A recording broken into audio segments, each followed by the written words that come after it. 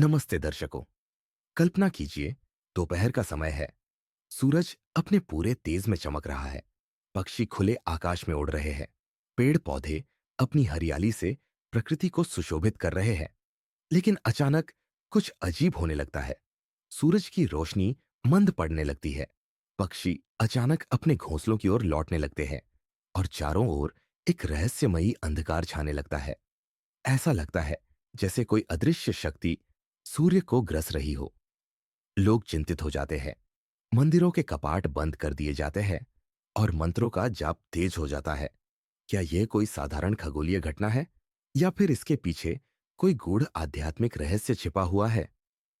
आज हम सूर्य ग्रहण के इस रहस्य को जानेंगे, इसके वैज्ञानिक तथ्यों को समझेंगे और साथ ही भारतीय पुराणों में वर्णित उसकी अद्भुत कथाओं से भी परिचित होंगे। इस वीडियो में आपको मिलेगा सूर्य ग्रहण से जुड़ा हर महत्वपूर्ण ज्ञान, जिससे आपका नजरिया हमेशा के लिए बदल सकता है। तो आइए इस रहस्य से पर्दा उठाते हैं। इस साल सर्वपितृ अमावस्या के दिन साल का पहला सूर्य ग्रहण लगेगा।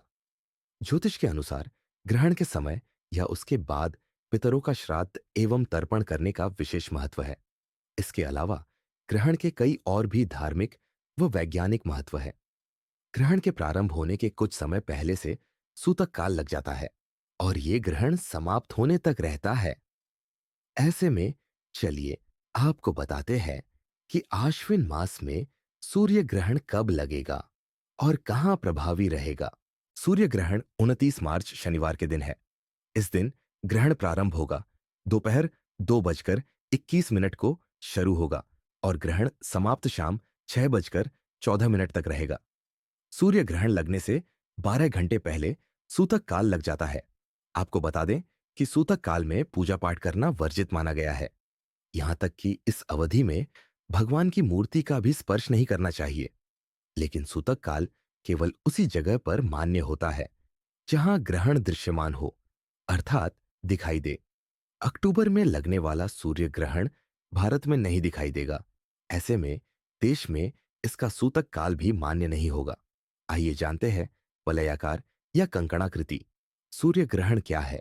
ज्योतिष शास्त्र में सूर्य ग्रहण महत्वपूर्ण खगोलीय घटनाओं में गिना जाता है और यह आध्यात्मिक दृष्टि से भी महत्वपूर्ण माना जाता है। आपको बता दें कि चंद्रमा जब सूर्य और पृथ्वी के बीच आ जाता है तो इस खगोलीय घटना को सूर्य ग्रहण कहते हैं। इस बार लगने वाला सूर्य ग्रहण वलयाकार होगा। यह ग्रहण सबसे दुर्लभ माना जाता है। इसे रिंग ऑफ फायर भी कहते हैं। वलयाकार या कंकणाकृति सूर्य ग्रहण तब होता है जब चंद्रमा धरती से काफी दूर रहते हुए पृथ्वी और सूर्य के बीच आता है। इसमें चंद्रमा सूर्य को पूरी तरह नहीं ढक पाता है और पृथ्वी से देखने पर सूर्य का बाहरी हिस्सा एक कंगन की तरह चमकता हुआ दिखाई देता है। सूर्य ग्रहण क्या है? विज्ञान की दृष्टि से एक अद्भुत घटना। सूर्य ग्रहण एक खगोलीय घटना है जो तब घटित होती है जब चंद्रमा पृथ्वी और सूर्य के बीच आ जाता है, जिससे सूर्य का प्रकाश कुछ समय के लिए धरती तक नहीं पहुंच पाता। यह घटना पूरी तरह वैज्ञानिक है, लेकिन इसका प्रभाव इतना रहस्यमयी होता है कि प्राचीन काल से ही इसे विशेष महत्व दिया गया है। लेकिन यह केवल विज्ञान तक सीमित नहीं है, बल्कि भारतीय ग्रंथों में इसे लेकर कई अद्भुत कथाएं और मान्यताएं भी मौजूद है। यदि हम हिंदू शास्त्रों की ओर नजर डालें, तो सूर्य ग्रहण की उत्पत्ति एक बहुत ही दिलचस्प कथा से जुड़ी हुई है। यह कथा समुद्र मंथन से संबंधित है, जब देवताओं और असुरों ने मिलकर अमृत प्राप्त करने के लिए समुद्र का मंथन किया था।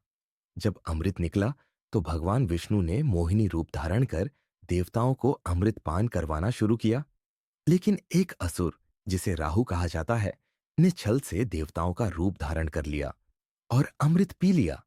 जैसे ही भगवान विष्णु को इसका पता चला, उन्होंने अपने सुदर्शन चक्र से राहु का सिर काट दिया।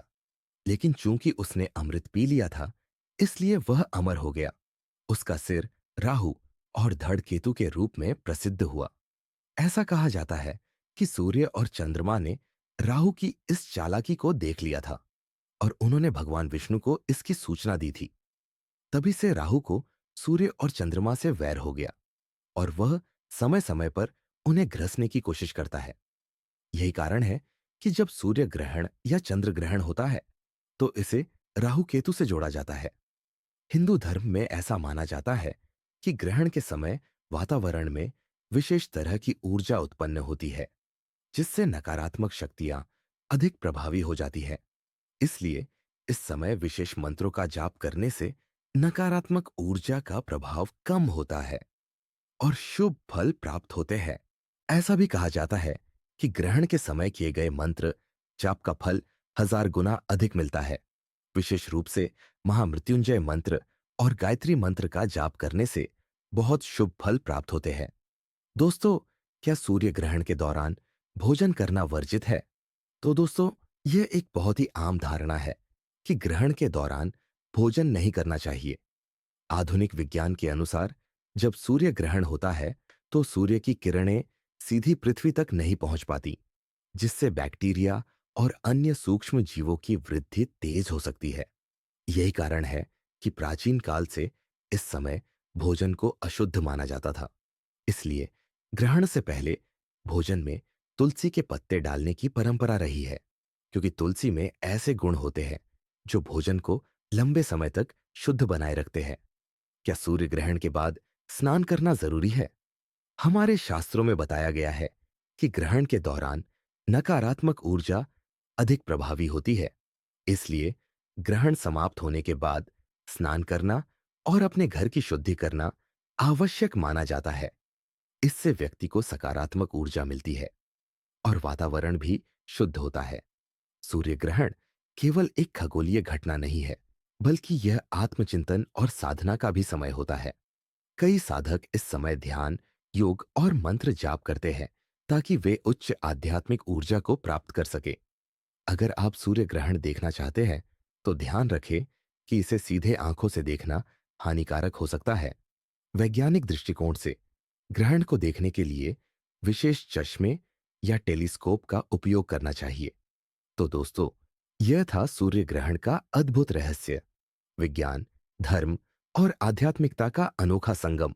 अगर आपको यह जानकारी अच्छी लगी तो इस वीडियो को लाइक और शेयर करें और हमारे संस्कृति संदेश चैनल को जरूर सब्सक्राइब करें ताकि आपको ऐसी ही और रोचक जानकारियां मिलती रहे। धन्यवाद। जय श्री हरि।